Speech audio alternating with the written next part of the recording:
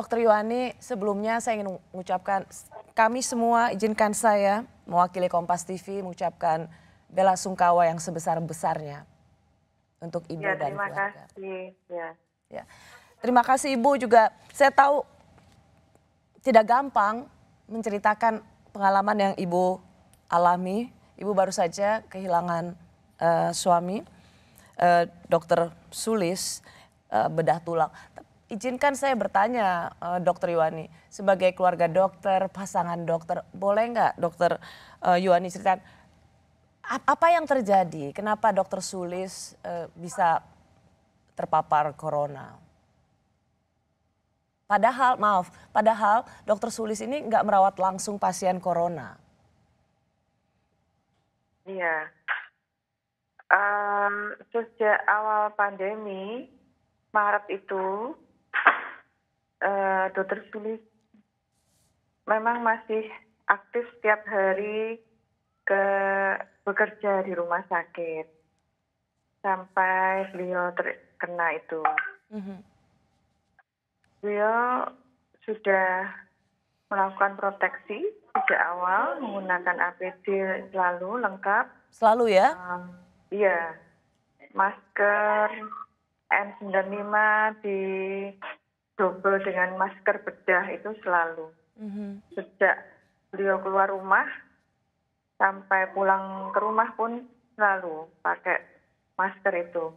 Dan beliau sangat disiplin sekali, begitu pulang rumah langsung semua baju dilepas, kemudian semua peralatan beliau disemprot desinfektan, langsung menuju kamar mandi keramas semua, kemudian ganti baju baru, itu selalu disiplin seperti itu, Mbak. Ya, jadi tentu membuat Ibu mengejutkan juga ya bagaimana Dokter Sulis, dokter bedah tulang yang begitu disiplin menggunakan melakukan protokol kesehatan, menggunakan APD, tapi bisa juga tertular COVID dan kemudian meninggal dunia. Iya, betul. Bagaimana Ibu? Padahal selama puasa bulan Ramadan itu beliau juga setiap hari masih ke rumah sakit. Dan alhamdulillah sehat walafiat ya. Terus ya entah waktu pertengahan Juli sekitar tanggal tanggal 5 Juli, beliau memang ada petugas di Sutomo. Gitu. Gimana Ibu maksudnya? Sekitar tanggal 5 Juli ya. Sekitar tanggal 5 Juli itu beliau bertugas jaga di Sutomo.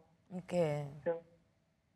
Kemudian beliau mulai ada gejala sekitar 4 hari kemudian. Gitu. Jaga malam gitu loh Mbak. Iya. Tanggal 5 Juli itu jaga malam gitu. Sehingga kalau Ibu sebagai sesama dokter juga menduga awalnya bisa dari situ gitu ya Bu ya? Ya, menduga saja tapi belum tentu dari situ juga karena memang setiap hari beliau juga ke rumah sakit. Ibu kan di studio Menara Kompas ini di Talkshow Rosi ada Dokter Bobby.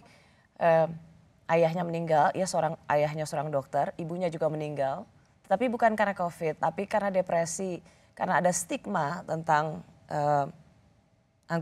kepala keluarga yang terkena COVID. Apakah Dokter Yuhani juga mengalami hal yang serupa? Ketika ada anggota keluarga meninggal karena COVID juga mendapat stigma. Karena awal beliau kena itu kita masih informasi tentang suami saya terinfeksi itu masih belum tersiar ke tetangga belum. Masih antar teman sejawat saja.